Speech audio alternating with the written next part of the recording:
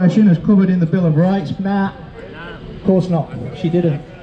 This is what she said. She's quoted as saying this: their views are not those that are shared by this country. So she decided to speak for the whole nation on this issue. Jacinda, you don't speak for me, and I don't think you speak for a lot of people gathered here today. How many of you does Jacinda speak for? Doesn't speak for me. What other kind of leaders do that? Dictators, wannabe dictators, tyrants, authoritarians. Anyway, that was just the start. Who else got into the Stamping on Free Speech Act? Academics. Remember what happened to Don Brash when he went to speak at Massey? Jan Thomas, the Vice Chancellor there, was just itching to get Don Brash banned from speaking. And David Farrar, in his Kiwi blog, he proved because he uncovered emails from Jan Thomas that talked about the racist behaviour of Brash. How did she get around this? Well, somebody called Carl Pierce very conveniently sent her an email with a veiled threat in it, and that was all she needed to stamp on Don Brash's right to speak and cancel him. And what did Jacinda do? Did she stand up for Don Brash's right to speak as covered under the Bill of Rights? Nah. On the other side of politics, let him be banned. She didn't care. And so, who else has got into the act of trying to stomp on free speech here in New Zealand while Jacinda has been in power? Well, I was almost hesitant to mention this in this week when the Christchurch terrorist has been sentenced, and quite rightly too. But someone who is attacking our rights to freedom of speech and threatening that needs to be stood up to. Anjum Rahman, who is the head of the Islamic Women's Council in New Zealand, she's demonstrated in the past what she thinks about what she calls free speech arguments, and she's quoted as saying that they are only used to defend racism. So Anjum Rahman doesn't believe in freedom of speech, does she now? So now then, that brings me nicely on in related fashion to someone else who's just dying to bring in hate speech laws. Who am I talking about? Some of you will know who I'm talking about. Andrew Little, thank you very much. Jacinda Ardern's Injustice Minister. Waiting for the laughs there. Hey. Is anybody listening? If any of you have read his articles or asked him questions face to face, as some of us have done, you will know that he's just itching to bring in laws against what he would call incitement to religious hatred. Now, exactly what does that mean? Well, I bet you that the definition will be vague, and it will just be blasphemy laws by default. So you try criticising the words in the 7th century religious book and see what happens.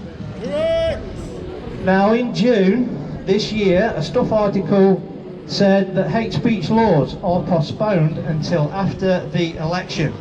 And in it, Andrew Little is quoted as saying the hate speech laws are currently, his words, woefully inadequate. This guy is itching to undermine your freedom of expression. So, what does all this mean? Well, if Labour get in power again, your freedom of expression is going to get undermined.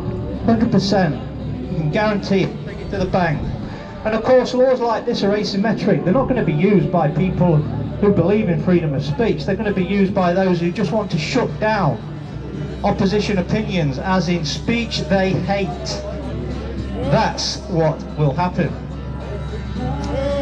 And we can probably think of one or two people who'd like to use those laws, can't we? One or two. Anyway, just what happens in practice when you bring in laws like this? We don't need to speculate.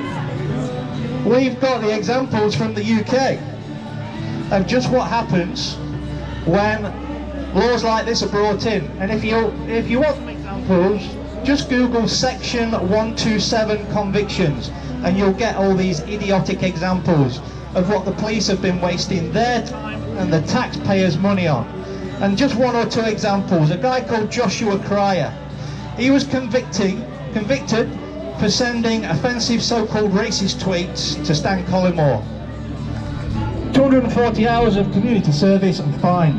Harry Miller, chased through the courts for years for tweeting limericks, lampooning transgender ideology. My favourite, hate speech, clown world conviction of the whole lot. Jordan Barrack, a builder, was being interviewed by a policeman, took a photograph of him with his phone, drew a penis on it, put it on Facebook, convicted of posting an obscene image. Clown world idiocy. So look, the only way to stop, I'm just going to add this as well, right? In an article, one thing I agree with Andrew Little. He wrote this in an article. He said, free speech is usually the first right to be lost under oppressive regimes. Absolutely. Yes, Mr. Little, I agree with you. Whose is the oppressive regime now in New Zealand?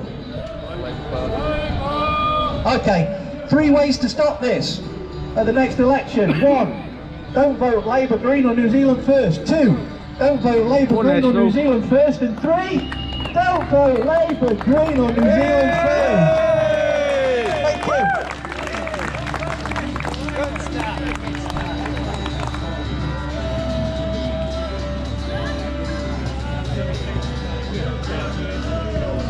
Thanks Ian, and Ian's also got a YouTube blog, 174M, 174M, if you're getting online and checking out the YouTube, some good stuff. Ian is a great researcher, puts a lot of time and effort, especially in the area of freedom of speech, so thanks very much Ian, we appreciate the work you do, mate.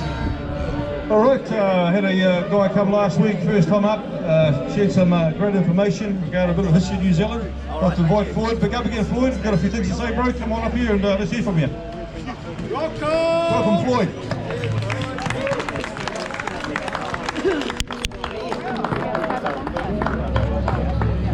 Okay, good day everyone. So, just a little bit to say, nothing that everybody doesn't know already, but lockdowns, curfews, closed borders, police checkpoints, work permits, drone surveillance, chopper patrols, 23-hour confinement, 1-hour exercise, mandatory medical procedures, banned travel, food rationing, closed churches, denied sunshine, school closures, masks, allocated shopping times, government access to